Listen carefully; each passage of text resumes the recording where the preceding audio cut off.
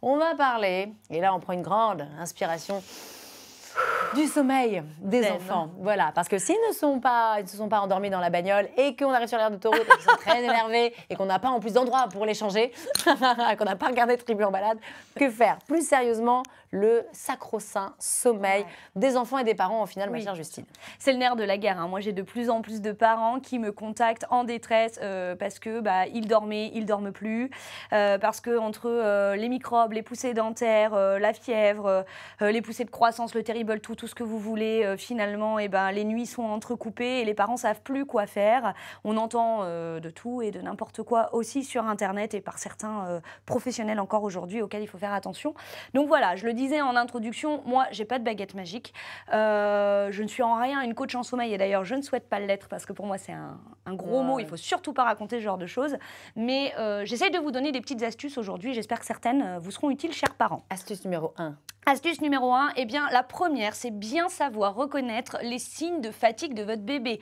Bâillement, pleurs, léthargie, excitation, tout ça, ça peut être des signes de fatigue. Et dans ces cas-là, on essaye de faire en sorte de coucher votre enfant au plus près de la reconnaissance de ces signes de fatigue. Attention, on a 15 minutes d'arrêt en gare avant de devoir attendre 1h30 jusqu'au prochain train. Oh c'est important de ne pas louper le coche. C'est-à-dire si on loupe le coche... Il faut attendre 1h30 le prochain train. Il se gratte un peu, il se frotte un peu les yeux, il est énervé. Finalement, quand il est super énervé, ça veut dire qu'il est fatigué? Ça peut être en fonction du comportement de votre enfant habituellement, mais ça peut être le signe. C'est ça. Donc il faut apprendre à reconnaître ces signes-là qui sont très différents d'un enfant à l'autre. Ce ne sont que des exemples. Et on lui dit, ok, tu es fatigué, eh bien on va au dodo, on tente notre chance. Et puis en général, on a raison de le faire. Une fois que c'est trop tard, il faut réattendre 1h30. Ok. Deuxième astuce. Astuce numéro 2, attention à la lumière, je vais aller vite, on le dira jamais assez, pas de lumière bleue 2 heures avant d'aller au dodo. Donc pas d'écran, pas de téléphone, pas de tablette, pas de jeux vidéo, et ça va, c'est même valable pour nous. Hein. Ouais, tout à fait. Je suis un très mauvais exemple d'ailleurs, mais je ne me plains pas, je n'en kikine personne la nuit, donc c'est mon problème. Vous êtes avec votre petite tablette, c'est ça.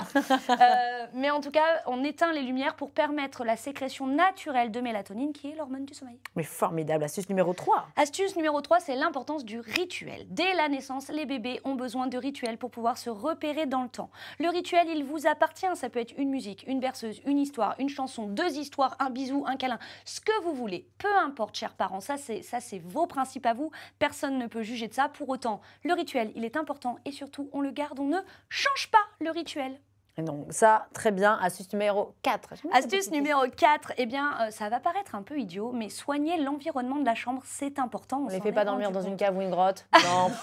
C'est un peu glauque en plus, humide. Je comprends pas. On le dit pas à la télé. Le petit Jérémy n'aimait pas dormir dans la cuisine. Dans la grotte, dans la cave, dans le garage. Non, alors, au-delà de ça, ce qui est de la maltraitance, bien sûr, hein, je ne cautionne pas ce genre de propos, Anne Boissy. C'était une blague. J'adore votre humour. Non, ce qui est très important, c'est de faire en sorte de coucher l'enfant dans une chambre rangée, soignée.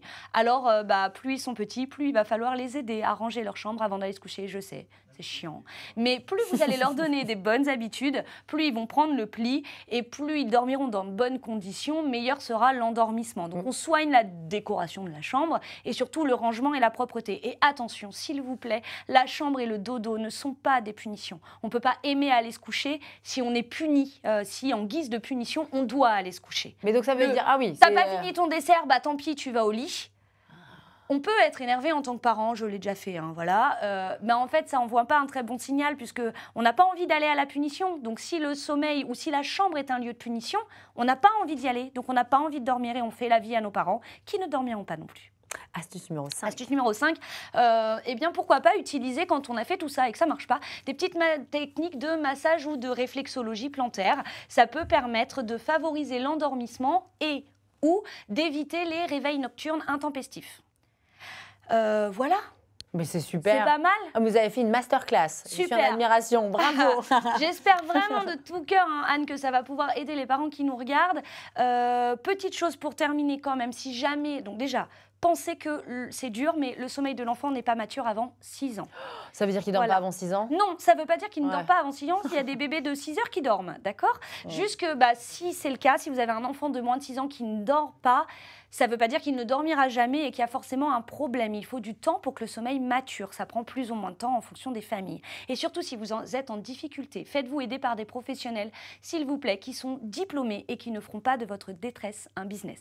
Waouh, elle veut même des punchlines. Mais wow. Slogan. Vous couchez tôt en ce moment, non? Vous êtes en Ouais, temps. Vous êtes 20h45, c'est le vrai. cheveu est top. Le cheveu, ouais, bien, vous tout m'avez est dit. bas. Ouais, bravo. Bah, Ouais, c'est vrai, merci, je vous ai dit tout à l'heure, vous êtes très bien coiffée. Vous m'avez aidé vous aussi d'ailleurs. Oui, c'est vrai. Eh oui, je vous aime trop. J'essaie de monter notre infirmière puricultrice dans VEF, sa chronique à retrouver évidemment en replay. Et puis on peut vous contacter également sur les réseaux sociaux. Oui. Ma chère Juju, Bien sûr. bravo. Merci, Anne. Merci. Ça m'a donné envie en vrai de faire une petite sieste. Mais je sais pas, ça m'a détendu cette chronique.